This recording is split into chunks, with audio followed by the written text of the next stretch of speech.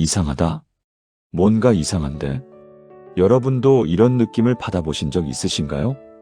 가까운 사람과 대화하는데 말은 좋은데 마음이 불편하고 행동은 신앙적인데 뭔가 찝찝하고 겉으로는 친절한데 뒤에서는 다른 말을 하는 김영자 권사님이 바로 그랬습니다.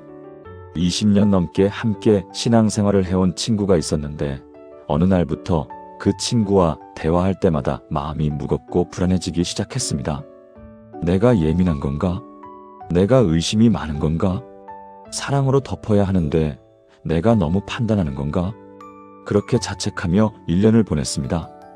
교회에서는 항상 사랑하라, 용서하라, 판단하지 말라고 배웠으니까요. 그런데 시간이 지날수록 김 권사님의 마음은 더 무거워졌습니다. 그 친구와 통화만 해도 가슴이 답답하고 만나고 나면 며칠 동안 우울했습니다.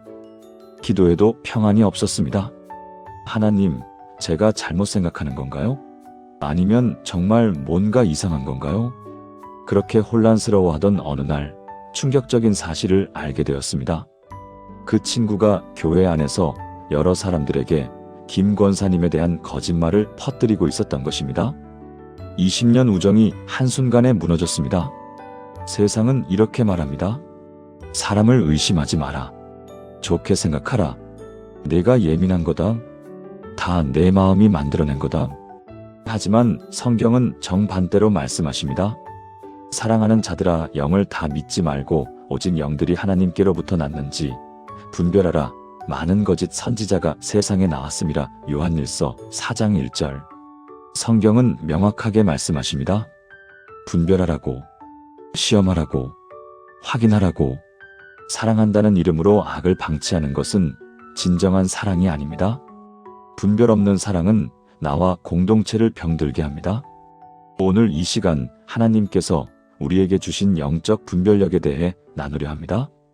가까운 사람일수록 더 조심스럽게, 그러나 더 정확하게 분별해야 합니다. 사탄은 멀리 있지 않습니다. 때로는 가장 가까운 곳에서 가장 친한 사람의 모습으로 가장 영적인 말을 하며 우리 곁에 있습니다. 지금부터 성경이 가르치는 7가지 분별의 방법을 함께 나누겠습니다. 이것은 판단이 아닙니다. 보호입니다. 사랑입니다. 진리입니다. 여러분, 혹시 이런 사람을 만나본 적 있으신가요? 입으로는 하나님을 사랑한다고 하면서 실제로는 사람들을 무시하고 함부로 대하는 사람 말입니다. 하나님의 은혜를 말하면서 정작 자기 이익에는 눈이 멀어 있는 사람, 기도하겠다고 말하면서 뒤에서는 험담하는 사람. 이런 모습을 볼 때마다 우리 마음은 혼란스럽습니다. 저 사람이 진짜일까? 가짜일까? 내가 너무 비판적인 건가? 아닙니다. 여러분의 그 불편함은 성령님께서 주시는 경고 신호일 수 있습니다. 성경은 이렇게 말씀하십니다. 입술로는 나를 공경하되 마음은 내게서 멀도다. 마태복음 15장 8절. 예수님께서 직접 하신 말씀입니다. 당시 바리새인들과 서기관들은 누구보다 경건해 보였습니다. 그들은 성전에서 제일 앞자리에 앉았고 금식하고 11조를 철저히 드렸습니다. 기도를 길게 했고 율법을 줄줄 외웠습니다. 겉으로 보기에는 완벽한 신앙인이었습니다.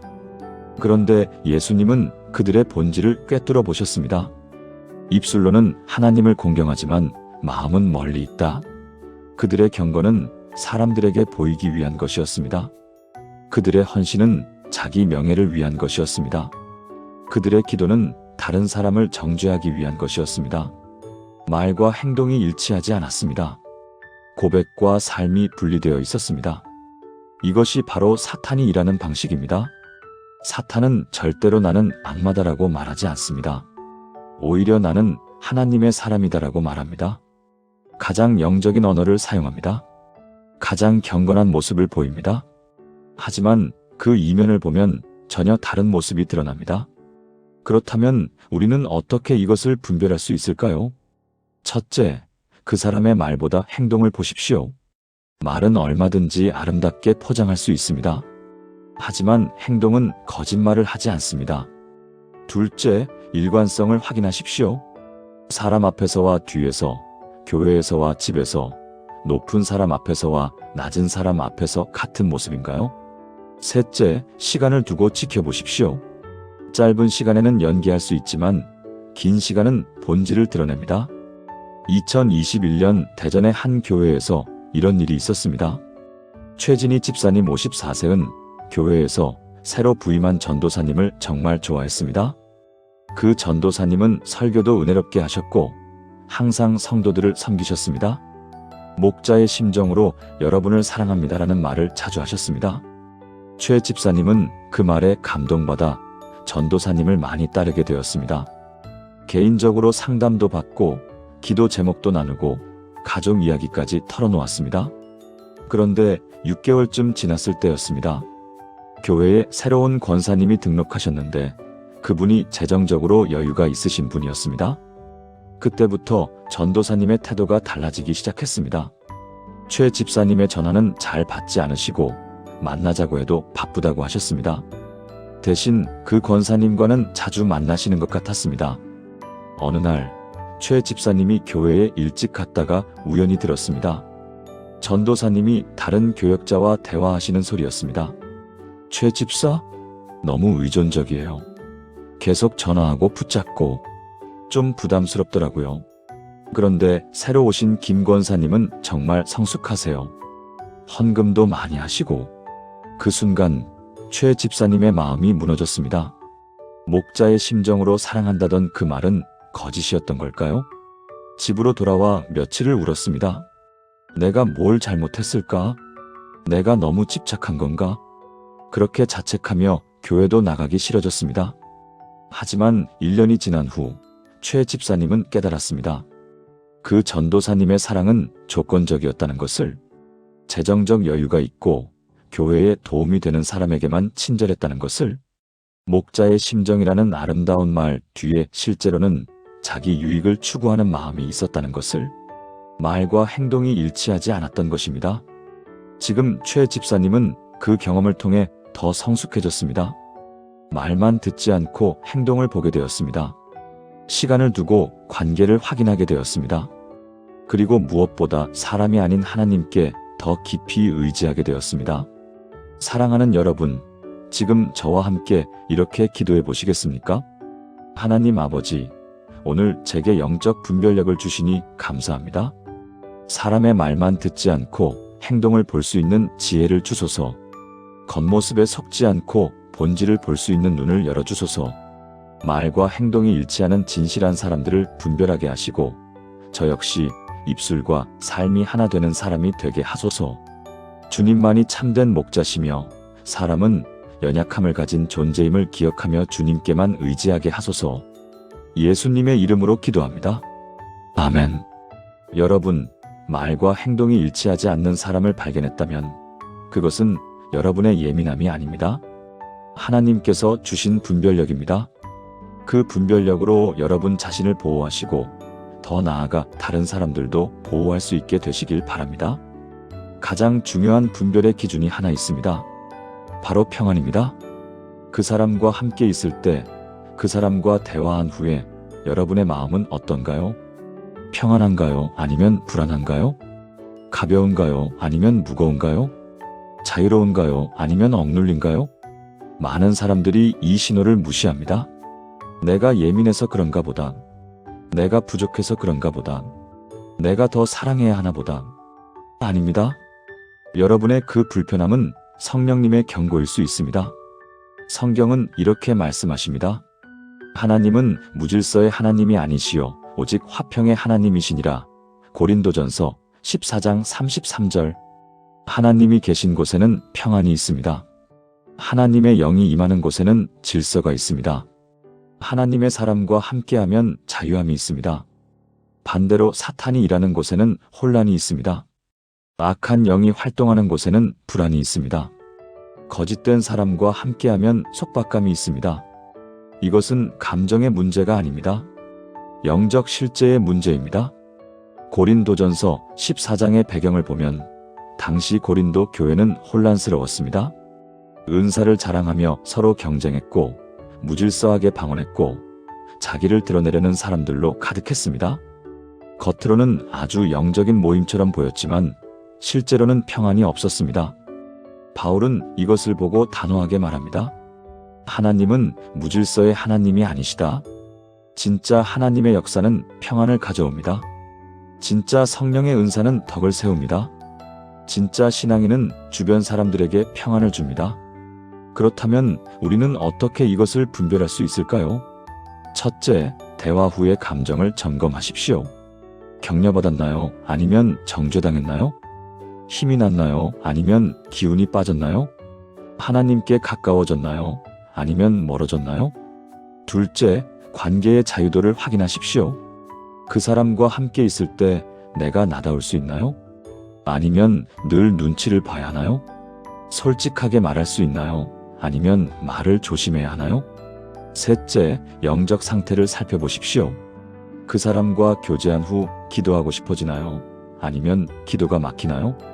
성경을 읽고 싶어지나요? 아니면 영적으로 메말라지나요? 2022년 여름, 광주에 사시는 박순덕 권사님 61세의 이야기입니다. 박 권사님은 교회 구역에서 새로운 자매를 만났습니다. 이미선 집사님 57세이라는 분이었는데 처음엔 정말 좋은 사람이라고 생각했습니다. 신앙도 좋아 보이고 말씀도 많이 아는 것 같고 열정도 넘쳤습니다. 권사님, 제가 권사님을 위해 기도하고 있어요. 권사님, 하나님께서 권사님을 특별히 사랑하세요. 이런 말들을 자주 했습니다. 박 권사님은 감동했습니다. 정말 좋은 자매를 만났구나. 그렇게 친하게 지내기 시작했습니다. 일주일에 한두 번씩 만나서 차도 마시고 기도 제목도 나누고 개인적인 이야기도 많이 했습니다. 그런데 이상한 일이 생기기 시작했습니다. 이 집사님과 만나고 나면 항상 마음이 무거웠습니다. 처음엔 내가 죄가 있어서 그런가? 라고 생각했습니다. 내가 더 회개해야 하나? 이 집사님은 만날 때마다 박 권사님의 부족한 점을 지적했습니다. 권사님, 기도가 좀 부족한 것 같아요. 권사님, 헌금을 더 드려야 복을 받아요. 권사님, 자녀들이 그런 건 권사님 믿음이 약해서 그래요. 항상 권사님을 위해서라는 말로 시작했지만 박 권사님은 점점 자신이 부족한 사람처럼 느껴졌습니다. 만날 때마다 정죄당하는 느낌이었습니다. 기도에도 평안이 없었습니다. 교회 가는 것도 두려워졌습니다. 이 집사님을 만날까봐 3개월쯤 지났을 때 박 권사님은 몸까지 아프기 시작했습니다. 불면증이 생기고 소화가 안 되고 가슴이 답답했습니다. 어느 날 담임 목사님께 상담을 요청했습니다. 목사님, 제가 요즘 너무 힘들어요. 기도에도 평안이 없고 자꾸만 제가 부족한 사람 같고. 이야기를 듣던 목사님이 조용히 물으셨습니다. 혹시 최근에 새로 만난 사람이 있나요? 그 사람과 있을 때 마음이 어떤가요? 그 질문에 박 권사님은 깨달았습니다. 이 집사님과 만나기 시작하면서부터 이 모든 증상이 시작되었다는 것을. 목사님은 말씀하셨습니다. 권사님, 하나님의 사람은 다른 사람에게 평안을 줍니다. 정죄가 아니라 격려를, 두려움이 아니라 믿음을, 무거움이 아니라 자유를 줍니다. 그 관계를 조심스럽게 정리하시는 게 좋겠습니다. 박 권사님은 용기를 내어 이 집사님과의 만남을 줄이기 시작했습니다. 처음엔 이 집사님이 화를 냈습니다. 제가 뭘 잘못했나요? 권사님을 위해 기도하고 있는데. 하지만 박 권사님은 확고했습니다. 고맙지만 저는 좀 쉬어야 할 것 같아요. 신기하게도 이 집사님과 거리를 둔 후 박 권사님의 평안이 돌아왔습니다. 기도가 다시 되기 시작했습니다. 교회 가는 것이 다시 기쁨이 되었습니다. 몸의 증상들도 서서히 사라졌습니다. 그제야 박 권사님은 깨달았습니다. 그동안 평안을 빼앗긴 것이 자신의 부족함 때문이 아니었다는 것을, 잘못된 영적 영향력 아래 있었다는 것을. 지금은 건강하게 신앙생활을 하고 계십니다. 평안을 빼앗는 관계를 분별하고 정리한 덕분입니다. 사랑하는 여러분, 지금 저와 함께 이렇게 기도해 보시겠습니까? 평안의 하나님 아버지, 주님이 주시는 평안과 세상이 주는 평안이 다름을 알게 하소서. 제 마음의 평안을 빼앗는 관계가 있다면 그것을 분별할 수 있는 지혜를 주소서. 정죄와 두려움을 주는 것은 주님께로부터 온 것이 아님을 깨닫게 하소서. 잘못된 영향력에서 벗어나 주님의 참된 평안 가운데 거하게 하소서. 용기를 주셔서 필요한 관계는 정리하고 주님 안에서 자유함을 누리게 하소서. 예수님의 이름으로 기도합니다. 아멘. 여러분의 평안을 빼앗는 사람이 있다면 그것은 우연이 아닙니다. 그 불편함에 귀 기울이십시오. 그것이 바로 성령님께서 주시는 보호의 신호입니다. 교회 안에서 가장 위험한 사람이 누구인지 아십니까? 하나님을 전혀 모르는 사람이 아닙니다. 하나님의 이름을 빌려 자기 자신을 높이는 사람입니다. 겉으로는 하나님을 섬기는 것 같지만 실제로는 사람들이 자기에게 의지하게 만드는 사람 말입니다. 나를 통해서만 하나님을 만날 수 있다는 식으로 자신을 중간 매개자로 세우는 사람입니다. 여러분 주변에 이런 사람이 있지 않으신가요? 자기 기도를 받아야 응답받는다고 하는 사람, 자기 말을 들어야 믿음이 성장한다고 하는 사람, 자기를 따라야 축복받는다고 하는 사람. 조심해야 합니다. 성경은 이렇게 경고합니다. 하나님과 사람 사이의 중보자도 한 분이시니 곧 사람이신 그리스도 예수라. 디모데전서 2장 5절. 이 말씀의 의미는 명확합니다. 하나님과 우리 사이에는 오직 예수님 한 분만이 중보자이십니다. 어떤 사람도, 어떤 목사도, 어떤 선지자도 예수님을 대신할 수 없습니다. 우리는 누구를 통해서가 아니라 직접 하나님께 나아갈 수 있습니다. 디모데전서가 쓰인 당시 초대 교회에는 다양한 이단들이 있었습니다. 어떤 사람들은 천사 숭배를 가르쳤습니다. 천사를 통해야 하나님께 갈 수 있다고 했습니다. 어떤 사람들은 특별한 지식을 가진 자기들만이 하나님을 알 수 있다고 주장했습니다. 우리 가르침을 받아야 구원받는다고 했습니다. 이런 가르침의 공통점이 무엇입니까? 예수님이 아닌 다른 무언가를 중간에 세우는 것입니다. 바울은 이것을 단호하게 거부합니다. 중보자는 오직 한 분, 예수 그리스도뿐이다. 우리는 어떤 특별한 사람을 통하지 않아도 됩니다. 어떤 영적 지도자에게 의존하지 않아도 됩니다. 예수님의 이름으로 직접 하나님 앞에 나아갈 수 있습니다. 만약 누군가가 여러분에게 나를 통해야 한다고 말한다면 그것은 거짓입니다. 그 사람은 하나님보다 자신을 높이고 있는 것입니다. 그렇다면 우리는 어떻게 이런 사람을 분별할 수 있을까요? 첫째, 그 사람이 자신을 드러내는지 예수님을 드러내는지 보십시오. 나이가 많이 나오나요? 아니면 예수님, 하나님, 성령님이 중심인가요? 둘째, 그 사람이 사람들을 자기에게 의존하게 만드는지 확인하십시오. 나 없이는 안 된다는 분위기를 만드나요? 아니면 예수님만 있으면 된다고 가르치나요? 셋째, 그 사람이 비판을 받아들이는지 살펴보십시오. 다른 의견을 들으면 화를 내나요? 자신에게 도전하는 것을 배신으로 여기나요? 2020년 봄, 서울 송파구에 사시는 한영미 집사님 52세의 이야기입니다. 한 집사님은 교회에서 기도 모임을 인도하는 선배 집사님을 만났습니다. 정미라 집사님 60세이라는 분이었는데 정말 은사가 많은 것처럼 보였습니다. 기도할 때 강력한 음성으로 선포 기도를 하셨고 사람들에게 예언적인 말씀도 하셨습니다. 하나님께서 이렇게 말씀하십니다. 내가 이 길로 가라. 성령님께서 보여주시는데 내 삶에 이런 일이 일어날 것이다. 처음에는 신기하고 은혜로웠습니다. 한 집사님도 정 집사님을 많이 따르게 되었습니다.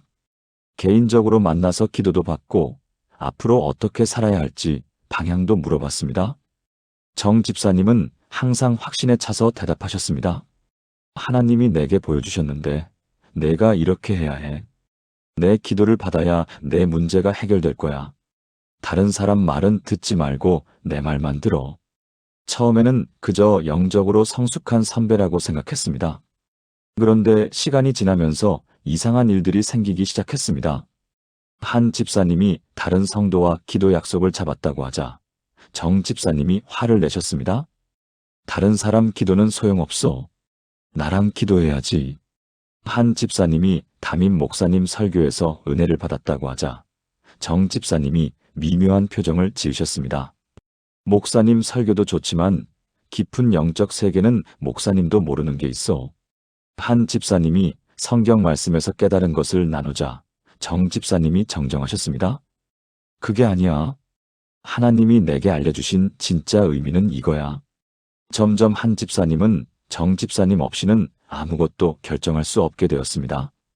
이 일을 해도 될까요? 저 사람과 만나도 될까요? 이 직장으로 가야 할까요? 모든 것을 정 집사님께 여쭤봐야 했습니다. 정 집사님이 안 된다고 하면 한 집사님은 하나님이 막으시는 것이라고 생각했습니다. 그렇게 1년을 보냈습니다. 어느 날 한 집사님의 어머니가 위독하셨습니다. 병원에 입원하셨고 수술이 필요한 상황이었습니다. 한 집사님이 정 집사님께 전화했습니다. 집사님, 우리 어머니가 수술을 해야 하는데 기도 좀 부탁드려요. 그런데 정 집사님의 대답은 충격적이었습니다. 지금 내가 좀 바빠. 그리고 내가 요즘 나랑 기도 시간을 자꾸 미루잖아. 하나님께서 내 어머니 일로 너를 징계하시는 것 같아. 그 순간 한 집사님은 정신이 번쩍 들었습니다. 이게 정말 하나님의 사람이 할 말인가? 집에 돌아와 무릎 꿇고 기도했습니다. 하나님, 제가 잘못 보고 있었나요? 정 집사님이 아니라 주님만 바라봐야 하는 건가요? 기도하는 중에 디모데전서 2장 5절 말씀이 떠올랐습니다. 하나님과 사람 사이의 중보자도 한 분이시니 곧 사람이신 그리스도 예수라. 그제야 깨달았습니다. 자신이 정 집사님을 예수님 자리에 놓고 있었다는 것을, 정 집사님도 자기 자신을 그 자리에 놓고 있었다는 것을. 한 집사님은 용기를 내어 정 집사님과의 관계를 정리했습니다. 쉽지 않았습니다. 정 집사님은 내가 하나님을 떠나는 거다. 너는 배신자다라고 말했습니다. 하지만 한 집사님은 더 이상 흔들리지 않았습니다. 오직 예수님만 바라보기로 했습니다. 지금 한 집사님은 건강하게 신앙생활을 하고 계십니다. 어떤 사람에게 의존하지 않고 직접 하나님께 나아가는 법을 배웠습니다. 어머니도 수술을 잘 받으시고 회복하셨습니다. 정 집사님의 기도가 아니라 하나님의 은혜였습니다. 사랑하는 여러분, 지금 저와 함께 이렇게 기도해 보시겠습니까? 유일하신 중보자 예수님, 주님만이 하나님과 저 사이의 유일한 다리이심을 고백합니다. 어떤 사람도 주님을 대신할 수 없음을 믿습니다. 혹시 제가 어떤 사람을 주님의 자리에 놓고 있다면 깨닫게 하소서. 누군가가 저를 자신에게 의존하게 만들려 한다면 분별하게 하소서. 오직 예수님의 이름으로만 하나님 앞에 나아갈 수 있는 특권을 감사합니다. 사람이 아닌 주님만 의지하는 믿음을 주소서. 예수님의 이름으로 기도합니다. 아멘. 여러분, 하나님과 여러분 사이에는 오직 예수님 한 분만 계십니다. 다른 누구도 필요 없습니다. 이것을 기억하십시오. 교회 안에서 가장 아픈 일 중 하나가 무엇인지 아십니까? 성도들 사이의 분열입니다. 어제까지 함께 기도하던 사람들이 오늘은 서로 등을 돌리고 한 지붕 아래 예배드리면서도 마음으로는 담을 쌓고 같은 하나님을 믿으면서도 서로를 정죄하는, 이런 일이 어떻게 일어날까요? 대부분 한 사람으로부터 시작됩니다. 은근슬쩍 다른 사람 이야기를 하는 사람, 위해서라는 명목으로 험담을 퍼뜨리는 사람, 이쪽 사람에게 저쪽 이야기를 하고 저쪽 사람에게 이쪽 이야기를 하는 사람. 조심해야 합니다. 그런 사람의 입에서는 하나님의 이름이 많이 나오지만 그 결과는 파괴입니다. 성경은 이렇게 말씀하십니다. 이같이 혀는 작은 지체로 돼 큰 것을 자랑하도다 보라. 얼마나 작은 불이 얼마나 많은 나무를 태우는가. 야고보서 3장 5절. 야고보는 혀를 작은 불에 비유합니다. 작은 성냥 하나가 온 산을 태울 수 있듯이 작은 말 하나가 온 공동체를 무너뜨릴 수 있다는 것입니다.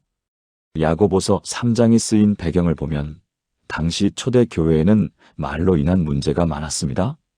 어떤 사람들은 가르치는 위치를 남용했습니다. 진리를 가르치는 것이 아니라 자기 생각을 주입했습니다. 어떤 사람들은 부자를 차별하고 가난한 사람을 무시했습니다. 말로 사람들에게 상처를 주었습니다. 어떤 사람들은 다른 사람을 비판하고 정죄했습니다. 형제를 판단하는 것을 당연하게 여겼습니다. 야고보는 이 모든 문제의 근원이 혀라고 지적합니다. 제어되지 않은 혀는 온 몸을 더럽히고 공동체를 파괴하고 지옥불에서 나온 것처럼 모든 것을 태운다고 경고합니다. 특히 한 입에서 찬송과 저주가 나온다는 표현이 충격적입니다. 교회에서는 할렐루야를 외치면서 밖에서는 형제를 저주하는, 하나님을 찬양하는 그 입으로 사람을 비방하는, 이것이 야고보가 본 현실이었고 오늘날 우리의 현실이기도 합니다. 그렇다면 우리는 어떻게 분열을 일으키는 사람을 분별할 수 있을까요? 첫째, 그 사람이 다른 사람에 대해 어떻게 말하는지 들으십시오. 여러분에게 다른 사람 이야기를 많이 하나요? 그것도 부정적인 내용으로. 둘째, 그 사람 주변에서 관계가 어떻게 되는지 보십시오. 그 사람이 오면 사람들 사이에 갈등이 생기나요? 그 사람이 있으면 화목하던 사람들이 멀어지나요? 셋째, 그 사람의 말이 화해를 이끄는지 분열을 이끄는지 확인하십시오. 둘 다 이해할 수 있다고 중재하나요? 아니면 그 사람은 원래 그래라며 판단하나요? 2023년 가을, 인천의 한 교회에서 있었던 일입니다. 김선영 집사님 58세은 교회에서 오랜 시간 봉사해 오신 분이었습니다. 구역 모임도 열심히 나가시고 새가족도 잘 돌보시고 교회 일에 헌신적이었습니다. 그런데 어느 날부터 교회 분위기가 이상해지기 시작했습니다. 서로 친하던 집사님들끼리 어색해지고 구역 모임에 나오는 사람이 줄어들고 알 수 없는 긴장감이 교회 안에 흘렀습니다. 김 집사님도 혼란스러웠습니다. 무슨 일이 있는 걸까? 며칠 후 같은 구역의 한 자매가 김 집사님께 조심스럽게 말했습니다. 집사님, 혹시 아세요? 윤 집사님이 집사님에 대해서. 윤혜진 집사님 55세은 최근에 등록한 새신자였습니다. 처음에는 정말 열심이었습니다. 매일 교회 나와서 기도하시고 봉사도 많이 하시고 사람들과도 잘 어울렸습니다. 그런데 윤 집사님은 한 가지 특이한 습관이 있었습니다. 사람들과 대화할 때 항상 다른 사람 이야기를 했습니다. 김 집사님 아세요? 그분이 사실은 최 집사님이 제게 이런 말을 하더라고요. 목사님이 저한테만 이런 얘기를 하셨는데 처음에는 그저 소통을 좋아하는 사람인 줄 알았습니다. 하지만 시간이 지나면서 패턴이 보이기 시작했습니다. 윤 집사님은 A 집사님에게는 B 집사님에 대한 부정적인 이야기를 하고 B 집사님에게는 A 집사님에 대한 부정적인 이야기를 했습니다. 집사님을 위해서 말씀드리는 건데 사랑으로 얘기하는 거예요. 기도 제목으로 나눠야 할 것 같아서 이런 말들로 포장했지만 결과는 분열이었습니다. 6개월 만에 그 구역은 반으로 쪼개졌습니다. 윤 집사님 편에 선 사람들과 그렇지 않은 사람들로 나뉘었습니다. 심지어 윤 집사님은 영적으로 성숙한 사람과 그렇지 않은 사람을 구별해야 한다며 자신이 만든 분열을 정당화했습니다. 김 집사님은 너무 괴로웠습니다. 교회가 이렇게 된 것이 자기 책임 같았습니다. 어느 날 담임 목사님이 김 집사님을 부르셨습니다. 집사님, 최근에 교회 분위기가 안 좋죠? 제가 좀 지켜봤는데 윤 집사님이 문제의 중심에 있는 것 같습니다. 집사님도 느끼셨나요? 김 집사님은 솔직하게 말씀드렸습니다. 목사님은 야고보서 3장 말씀을 펴셨습니다. 집사님 보세요. 작은 불이 얼마나 많은 나무를 태우는지. 분열을 일으키는 혀는 사탄의 도구입니다. 우리가 이것을 방치하면 온 교회가 무너질 수 있습니다. 목사님은 윤 집사님을 따로 만나 권면하셨습니다. 처음에 윤 집사님은 받아들이지 않았습니다. 제가 뭘 잘못했나요? 저는 교회를 사랑해서 이야기한 건데요. 하지만 목사님은 단호하셨습니다. 집사님이 사랑한다고 하는 그 말들이 교회를 아프게 하고 있습니다. 이제부터는 다른 사람에 대한 이야기를 하지 말아주세요. 만약 계속된다면 교회를 위해 봉사를 중단해야 할 수도 있습니다. 윤 집사님은 결국 교회를 떠났습니다. 이 교회는 영적으로 막혔다며 다른 곳으로 갔습니다. 그리고 놀랍게도 윤 집사님이 떠난 후 교회에 평안이 돌아왔습니다. 서로 어색했던 집사님들이 다시 화해했습니다. 구역 모임에 사람들이 다시 모이기 시작했습니다. 교회 안에 웃음이 돌아왔습니다. 김 집사님은 그때 깨달았습니다. 한 사람의 제어되지 않은 혀가 얼마나 많은 파괴를 일으킬 수 있는지. 그리고 그것을 분별하고 막는 것이 얼마나 중요한지. 지금 그 교회는 건강하게 성장하고 있습니다. 그때의 아픈 경험이 오히려 교회를 더 단단하게 만들었습니다. 사랑하는 여러분, 지금 저와 함께 이렇게 기도해 보시겠습니까? 화평의 주님, 주님은 하나 되게 하시는 분이시고 사탄은 분열시키는 자임을 알게 하소서. 제 주변에 분열을 일으키는 사람이 있다면 분별할 수 있는 지혜를 주소서. 다른 사람에 대해 함부로 말하지 않게 하시고 듣는 것도 조심하게 하소서. 제 혀를 주님께서 다스려 주시고 화해와 사랑의 말만 하게 하소서. 교회가 하나 되고 성도들이 서로 사랑하는 아름다운 공동체가 되게 하소서. 예수님의 이름으로 기도합니다. 아멘. 여러분, 분열을 일으키는 사람을 발견했다면 그것을 방치하지 마십시오.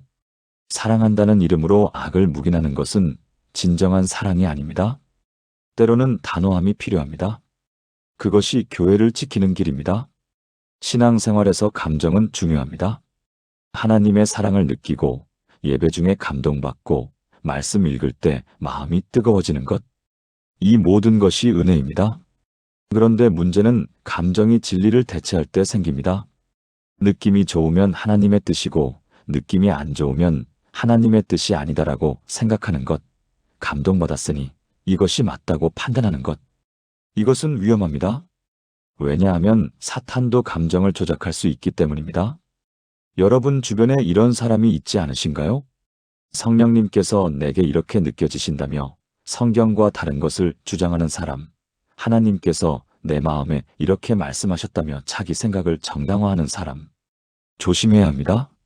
성경은 이렇게 말씀하십니다. 사람의 마음은 무엇보다도 부패하고 심히 부패한지라 누가 능히 이를 알리오마는 예레미야 17장 9절. 충격적인 말씀입니다. 우리의 마음, 우리의 감정은 신뢰할 수 없다는 것입니다. 무엇보다도 부패하다고 표현합니다. 예레미야가 이 말씀을 전한 때는 유다가 멸망 직전이었습니다. 백성들은 거짓 선지자들의 말을 좋아했습니다. 왜냐하면 그들은 듣기 좋은 말, 기분 좋은 말, 희망적인 말만 했기 때문입니다. 평안하다, 평안하다. 하나님께서 우리를 지키실 것이다. 걱정하지 마라. 다 잘 될 것이다. 백성들은 이런 말에 감동받았습니다. 마음이 편해졌습니다. 그래서 그것이 하나님의 말씀이라고 믿었습니다. 반면 예레미야는 불편한 진리를 말했습니다. 회개하지 않으면 멸망한다. 우상을 버리지 않으면 심판이 온다. 지금 너희가 가는 길은 죽음의 길이다. 백성들은 이 말씀을 싫어했습니다. 기분이 나빴습니다. 그래서 예레미야를 거짓 선지자라고 비난했습니다. 결과는 어떻게 되었습니까? 백성들이 좋아한 거짓 선지자들의 말은 다 거짓으로 판명되었고 유다는 결국 멸망했습니다. 예레미야의 불편한 진리가 정답이었습니다. 감정보다 진리가 중요합니다. 기분보다 말씀이 우선입니다. 그렇다면 우리는 어떻게 진리보다 감정을 앞세우는 사람을 분별할 수 있을까요? 첫째, 그 사람이 자기 느낌을 성경 말씀보다 높이는지 보십시오. 성경에는 이렇게 써 있지만 내 느낌은 다르다고 말하나요? 둘째, 그 사람이 성경을 자기 생각에 맞게 해석하는지 확인하십시오. 성경 전체 맥락은 무시하고 자기가 원하는 한두 구절만 가져다 쓰나요? 셋째, 그 사람이 불편한 진리를 거부하는지 살펴보십시오. 회개, 순종, 희생 같은 주제를 피하고 축복, 은혜, 사랑만 강조하나요? 2022년 겨울, 대구에 사시는 이정혜 집사님 49세의 이야기입니다. 이 집사님은 결혼 생활이 힘들었습니다. 남편과의 관계가 좋지 않았고 경제적으로도 어려웠습니다. 그때 교회에서 만난 한 권사님이 이렇게 말했습니다. 집사님, 제가 어제 기도하는데 하나님께서 집사님에 대해 보여주셨어요. 집사님은 남편과 헤어져야 해요. 그래야 하나님의 축복이 임해요. 이 집사님은 깜짝 놀랐습니다. 네? 헤어지라고요? 권사님은 확신에 차서 말했습니다. 네, 저는 느껴요. 그 남편이 집사님의 축복을 맡고 있어요. 하나님께서 더 좋은 사람을 준비하고 계세요. 이 집사님은 혼란스러웠습니다. 남편과의 관계가 힘든 것은 사실이었으니까요. 정말 하나님의 뜻일까? 그날 밤, 이 집사님은 무릎 꿇고 기도했습니다. 하나님, 정말 헤어지는 게 맞나요? 기도하면서 성경을 펼쳤습니다. 말라기 2장 16절이 눈에 들어왔습니다. 이스라엘의 하나님 여호와가 이르노니 나는 이혼하는 것과 옷으로 학대를 가리는 자를 미워하노라. 그리고 고린도전서 7장 10, 11절도 떠올랐습니다. 결혼한 자들에게 내가 명하노니 명하는 자는 내가 아니요 주시라. 여자는 남편에게서 갈라서지 말고 만일 갈라섰으면 그대로 지내든지 다시 화목하든지 하라. 남편도 아내를 버리지 말라. 말씀은 명확했습니다. 하나님은 이혼을 미워하신다고. 부부는 갈라서지 말라고. 이 집사님은 깨달았습니다. 권사님의 느낌은 하나님의 말씀과 정반대였다는 것을. 다음 날 권사님께 조심스럽게 말씀드렸습니다. 권사님, 감사하지만 제가 말씀을 찾아봤는데 하나님은 이혼을 원하지 않으신대요. 그런데 권사님의 반응은 의외였습니다. 집사님, 성경도 중요하지만 성령님의 음성도 들어야 해요. 제가 들은 음성이 더 정확해요. 집사님이 믿음이 약해서 못 알아듣는 거예요. 이 집사님은 더 이상 흔들리지 않았습니다. 아니에요. 성령님은 절대로 말씀과 반대되는 것을 말씀하지 않으세요. 저는 말씀대로 살겠습니다. 그 후 이 집사님은 권사님과 거리를 두었습니다. 대신 남편과의 관계 회복을 위해 기도하기 시작했습니다. 쉽지 않았습니다. 남편은 여전히 변하지 않았고 경제적 어려움도 계속되었습니다. 하지만 이 집사님은 포기하지 않았습니다. 말씀이 헤어지지 말라고 했으니까요. 그렇게 2년이 지났습니다. 놀랍게도 남편이 조금씩 변하기 시작했습니다. 아내의 꾸준한 기도와 사랑을 보고 마음이 녹았던 것입니다. 지금은 둘이 함께 교회를 다니고 있습니다. 완벽하지는 않지만 그래도 함께 하나님을 섬기는 부부가 되었습니다. 만약 그때 권사님의 느낌을 따랐다면 어떻게 되었을까요? 가정은 무너졌을 것이고 하나님의 뜻에서 벗어났을 것입니다. 감정보다 진리를 선택한 것이 옳았습니다. 사랑하는 여러분, 지금 저와 함께 이렇게 기도해 보시겠습니까? 진리의 하나님 아버지, 주님의 말씀이 내 감정보다 높음을 고백합니다. 내 느낌이 아무리 강해도 말씀에 어긋나면 그것은 거짓임을 알게 하소서. 누군가 자기 감정을 성령의 음성이라고 포장할 때 분별할 수 있는 지혜를 주소서. 불편해도 진리를 선택하는 용기를 주시고 편해도 거짓을 거부하는 담대함을 주소서. 성경 말씀이 내 삶의 최종 권위임을 믿고 순종하게 하소서. 예수님의 이름으로 기도합니다. 아멘. 여러분, 감정은 변합니다. 느낌은 속일 수 있습니다. 하지만 하나님의 말씀은 영원합니다. 진리의 뿌리 내리십시오. 그것이 흔들리지 않는 길입니다. 예수님께서 가짜를 분별하는 가장 확실한 방법을 알려주셨습니다. 바로 열매입니다. 아무리 말을 잘해도, 아무리 겉모습이 그럴듯해도 열매를 보면 진짜와 가짜가 드러납니다. 사과나무는 사과를 맺고 가시나무는 가시를 맺습니다. 사람도 마찬가지입니다. 하나님의 사람은 하나님의 열매를 맺고 사탄의 사람은 파괴의 열매를 맺습니다. 그렇다면 우리는 무엇을 보아야 할까요? 성경은 이렇게 말씀하십니다.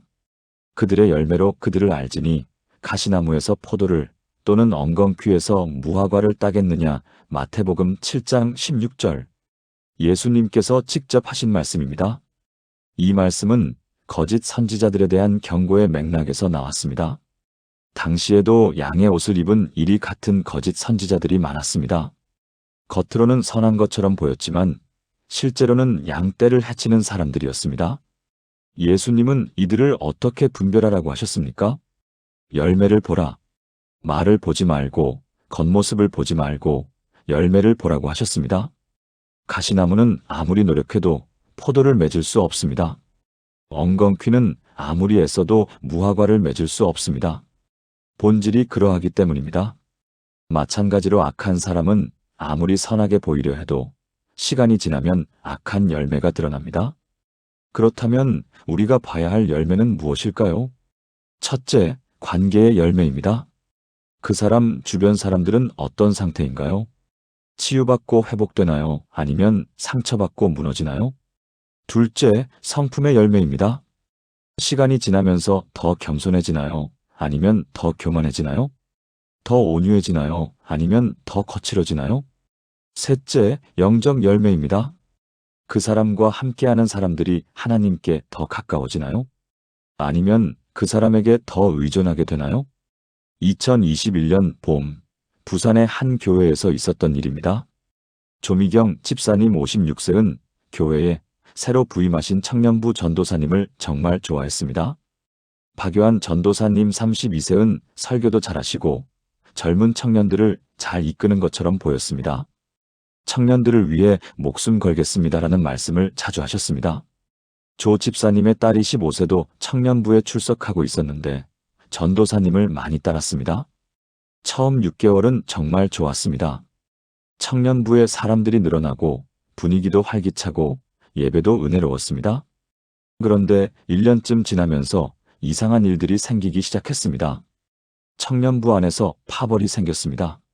전도사님을 적극 지지하는 그룹과 그렇지 않은 그룹으로 나뉘었습니다. 전도사님은 자기를 따르는 청년들만 특별히 챙기셨습니다. 그들에게만 개인적으로 상담을 해주시고 식사도 함께 하시고 특별한 기도 모임도 만들었습니다. 반면 그렇지 않은 청년들은 점점 소외되었습니다. 조 집사님의 딸도 전도사님을 열심히 따르는 그룹에 속했습니다. 하지만 엄마 눈에는 딸이 점점 이상해 보였습니다. 다른 교회 청년들을 무시하기 시작했습니다. 우리 청년부가 가장 영적이에요. 다른 곳은 죽어 있어요.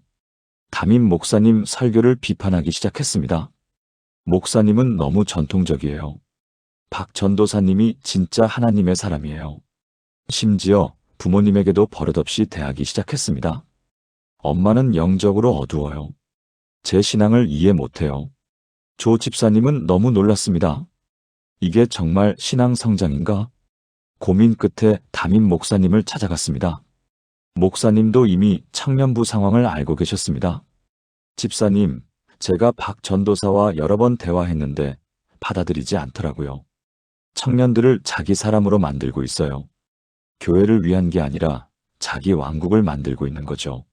목사님은 결국 박 전도사님께 사임을 권고했습니다. 박 전도사님은 분노했습니다. 목사님이 저를 질투하는 거예요. 하나님의 사역을 방해하는 거예요. 그리고 자기를 따르던 청년들에게 교회를 떠나자고 설득했습니다.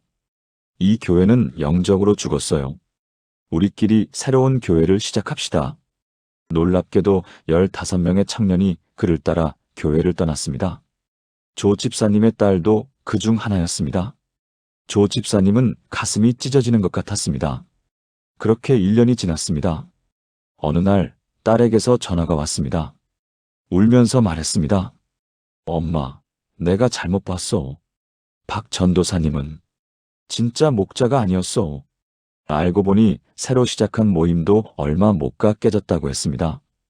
박 전도사님은 청년들에게 헌금을 강요했고 자신에게 복종하지 않으면 정죄했고 결국 청년들끼리 싸우고 다 흩어졌다고 했습니다. 엄마, 열매를 봤어야 했는데 말만 듣고 따라갔어. 딸은 교회로 돌아왔습니다. 많이 상처받았지만 그 경험을 통해 배웠습니다. 말보다 열매가 중요하다는 것을, 시간이 지나면 본질이 드러난다는 것을. 지금 그 딸은 건강하게 신앙생활을 하고 있습니다. 그때의 아픈 경험이 오히려 분별력을 키워주었습니다. 교회에 남아있던 다른 청년들은 어떻게 되었을까요? 처음에는 숫자가 줄어 속상했지만 오히려 더 건강한 공동체가 되었습니다. 진짜 목자 아래서 진짜 양들이 자라기 시작했습니다. 열매가 증명했습니다. 누가 진짜 하나님의 사람인지. 사랑하는 여러분, 지금 저와 함께 이렇게 기도해 보시겠습니까? 선한 열매 맺게 하시는 하나님 아버지, 말이 아니라 열매로 사람을 판단하는 지혜를 주소서. 당장은 그럴듯해 보여도 시간이 지나면 드러나는 본질을 볼 수 있게 하소서. 사람을 성급히 판단하지도 않고 너무 오래 섞지도 않게 하소서. 무엇보다 제 삶에서도 성령의 열매가 맺히게 하시고 다른 사람들에게 축복이 되게 하소서. 사랑과 희락과 화평과 오래 참음과 자비와 양선과 충성과 온유와 절제의 열매가 제 삶에 풍성하게 하소서. 예수님의 이름으로 기도합니다. 아멘. 여러분, 열매는 거짓말하지 않습니다. 시간을 두고 지켜보십시오. 진짜는 시간이 지나면 더 빛나고 가짜는 시간이 지나면 드러납니다. 지금까지 6가지 분별의 방법을 나누었습니다. 말과 행동의 일치, 평안의 확인, 하나님을 높이는지, 분열을 일으키는지, 진리와 감정, 그리고 열매. 하지만 가장 중요한 한 가지가 남았습니다. 바로 성령님의 음성입니다. 우리에게는 내면의 증인이 계십니다. 성령님께서 우리 안에 계시면서 진리를 가르치시고 위험을 경고하시고 옳은 길을 인도하십니다. 때로는 논리로 설명할 수 없는 불편함으로, 때로는 말할 수 없는 평안으로, 때로는 강한 확신으로 말씀하십니다. 이 음성에 귀 기울이는 것이 가장 확실한 분별의 방법입니다. 성경은 이렇게 말씀하십니다. 그러나 진리의 성령이 오시면 그가 너희를 모든 진리 가운데로 인도하시리니. 요한복음 16장 13절. 예수님께서 제자들에게 약속하신 말씀입니다. 이 말씀은 예수님이 십자가를 지시기 전날 밤 마지막 만찬 후에 하신 것입니다. 제자들은 두려웠습니다. 예수님이 떠나신다는 것을 알았기 때문입니다. 우리가 어떻게 혼자 살아갈 수 있을까? 누가 우리에게 길을 알려줄까? 누가 우리를 보호할까? 예수님은 제자들의 두려움을 아셨습니다. 그래서 놀라운 약속을 하셨습니다. 내가 떠나지만 보혜사 성령을 보내겠다. 그분이 너희와 함께 계실 것이다. 그분이 너희를 모든 진리로 인도하실 것이다. 성령님은 예수님의 대리자가 아닙니다. 예수님과 동일한 하나님이십니다. 예수님이 육체로 함께 하실 때보다 성령님이 영으로 내주하시는 것이 더 유익하다고까지 말씀하셨습니다. 왜일까요? 예수님은 한 장소에만 계실 수 있지만 성령님은 모든 믿는 자 안에 동시에 거하실 수 있기 때문입니다. 예수님은 외부에서 가르치셨지만 성령님은 내부에서 직접 가르치시기 때문입니다. 성령님은 우리 안에서 무엇을 하십니까? 진리를 가르치십니다. 위험을 경고하십니다. 옳은 길을 인도하십니다. 우리가 거짓을 만났을 때 성령님은 불편함을 주십니다. 우리가 진리를 만났을 때 성령님은 평안을 주십니다. 우리가 선택의 기로에 섰을 때 성령님은 확신을 주십니다. 그렇다면 우리는 어떻게 성령의 음성을 듣고 분별할 수 있을까요? 첫째, 기도하는 습관을 가지십시오. 기도는 성령님과의 대화입니다. 말씀 읽고 기도할 때 성령님이 마음에 말씀하십니다. 둘째, 마음의 평안에 주목하십시오. 골로새서 3장 15절은 그리스도의 평강이 너희 마음을 주장하게 하라고 말씀합니다. 평안은 성령님의 신호등입니다. 셋째, 내면의 소리를 무시하지 마십시오. 이상하다, 불편하다, 뭔가 아니다 하는 그 느낌이 성령님의 경고일 수 있습니다. 2023년 여름, 청주에 사시는 서은의 권사님 63세의 이야기입니다. 서 권사님은 교회에서 새로 시작한 특별 기도 모임에 참석하게 되었습니다. 한 외부 강사님 자칭 선지자에 오셔서 3일간 집회를 인도하셨습니다. 첫날 집회는 정말 은혜로웠습니다. 찬양도 감동적이고 말씀도 좋았고 기도도 뜨거웠습니다. 많은 사람들이 감동의 눈물을 흘렸습니다. 둘째 날도 마찬가지였습니다. 강사님은 몇몇 사람들에게 개인 예언을 해주셨습니다.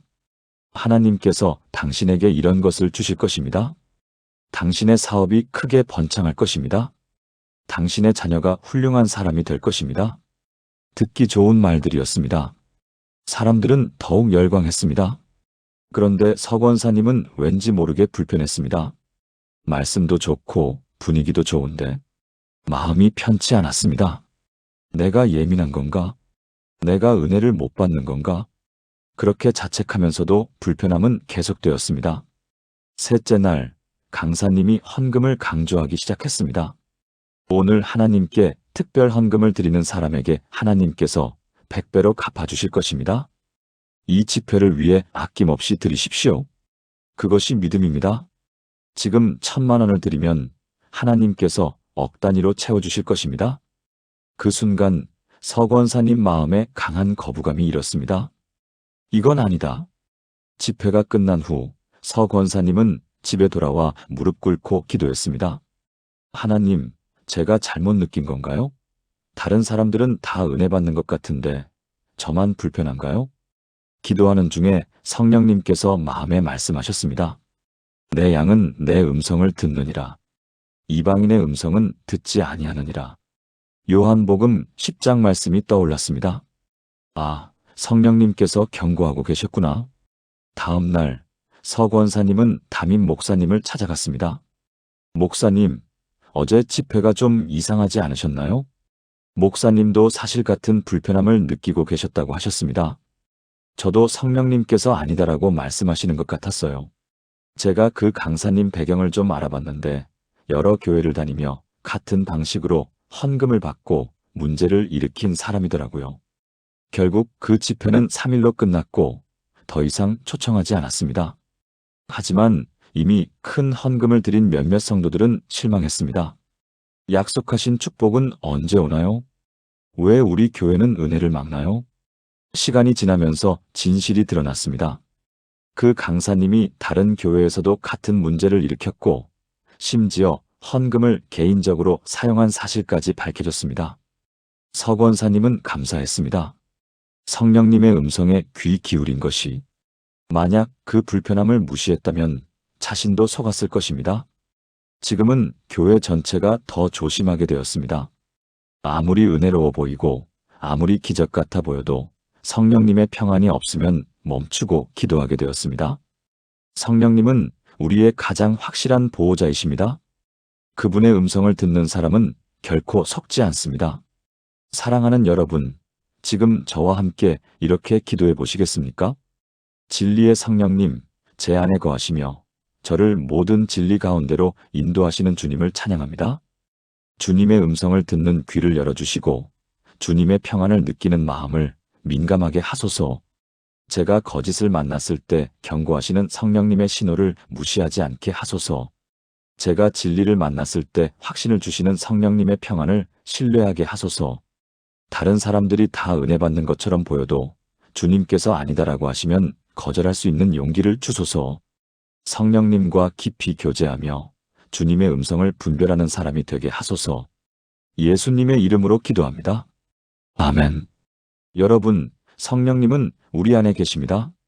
그분의 음성에 귀 기울이십시오. 그분의 평안에 주목하십시오. 그분의 경고를 무시하지 마십시오. 성령님이 여러분을 지키실 것입니다. 사랑하는 성도 여러분, 지금까지 나눈 7가지 분별의 방법을 하나의 기도로 드리겠습니다. 함께 기도하시겠습니까? 전능하신 하나님 아버지, 오늘 주신 귀한 말씀에 감사드립니다. 가까운 사람에게서 어두운 사탄을 발견하는 7가지 방법을 가르쳐 주셔서 감사합니다. 말과 행동이 일치하지 않는 사람을 분별하게 하시고 제 평안을 빼앗는 관계를 알아차리게 하시며 하나님보다 자신을 높이는 사람을 보게 하시고 분열과 분쟁을 일으키는 자를 식별하게 하시며 진리보다 감정을 앞세우는 거짓을 거부하게 하시고 시간이 지나면 드러나는 열매로 진실을 확인하게 하시며 무엇보다 성령님의 음성에 귀 기울이게 하심을 감사드립니다. 주님, 고백합니다. 제가 예민한 것이 아니라 주님께서 주신 분별력임을, 제가 의심이 많은 것이 아니라 성령님께서 경고하고 계심을, 제가 사랑이 부족한 것이 아니라 진리로 사랑하는 법을 배우는 것임을 주님 간구합니다. 제 가족을, 제 교회를, 제가 사랑하는 모든 사람을 악한 영향력으로부터 보호해 주소서. 양의 옷을 입은 이리들이 양떼를 해치지 못하게 하시고 거짓 선지자들의 달콤한 말에 속지 않게 하소서. 주님의 참된 종들은 세워주시고 거짓된 자들은 드러내 주소서. 교회가 진리 위에 굳게 서게 하시고 성도들이 분별력으로 무장하게 하소서. 특별히 연약한 양들을, 어린 믿음을 가진 자들을, 영적으로 갈급한 자들을 보호해 주소서. 그들이 거짓 목자의 손에 넘어가지 않게 하시고 참된 목자이신 예수님의 음성만 듣게 하소서. 주님, 저 자신도 돌아봅니다. 혹시 제가 누군가에게 평안을 빼앗는 사람은 아닌지, 분열을 일으키는 사람은 아닌지, 말과 행동이 다른 사람은 아닌지, 제 삶을 주님께서 살피시고 정결하게 하소서. 제 입술을 다스려 주시고 제 마음을 주장하시고 제 삶이 주님의 향기가 되게 하소서. 성령의 열매인 사랑과 희락과 화평과 오래 참음과 자비와 양선과 충성과 온유와 절제가 제 삶에 풍성하게 맺히게 하소서. 이 모든 것이 주님의 은혜요 능력이심을 믿고 의지합니다. 오직 예수 그리스도만이 길이요 진리요 생명이심을 고백하며 그 이름으로 기도합니다. 아멘. 사랑하는 여러분, 오늘 우리는 정말 중요한 주제를 나누었습니다. 가까운 사람에게서 어두운 사탄을 발견하는 7가지 방법. 한 번 더 정리해 보겠습니다. 첫째, 말과 행동의 불일치를 주목하라. 입으로는 하나님을 말하지만 삶으로는 자기를 드러내는 사람을 조심하십시오. 둘째, 평안을 빼앗는지 확인하라. 그 사람과 함께할 때, 그 사람과 대화한 후에 평안이 있는지 없는지가 중요합니다. 셋째, 하나님보다 자신을 높이는지 살펴보라. 사람들을 자신에게 의존하게 만드는 사람, 자신을 통해야만 하나님을 만날 수 있다고 하는 사람을 경계하십시오. 넷째, 분열과 분쟁을 일으키는지 보라. 그 사람이 오면 관계가 깨지고 그 사람이 말하면 갈등이 생기는지 확인하십시오. 다섯째, 진리보다 감정을 앞세우는지 분별하라. 내 느낌, 내 경험을 성경 말씀보다 높이는 사람을 조심하십시오. 여섯째, 열매로 그들을 알라. 시간이 지나면 드러나는 그 사람의 진짜 모습, 그 사람, 주변 사람들의 상태를 보십시오. 일곱째, 성령의 음성에 귀를 기울이라. 내면의 불편함, 마음의 평안, 성령님의 경고를 무시하지 마십시오. 이 7가지는 단순한 판단 기준이 아닙니다. 하나님께서 우리를 보호하시기 위해 주신 영적 도구입니다. 사용하십시오. 적용하십시오. 실천하십시오. 여러분과 여러분이 사랑하는 사람들을 지키십시오. 혹시 지금 여러분 주변에 불편한 관계가 있나요? 설명할 수 없지만 계속 마음이 무거운 사람이 있나요?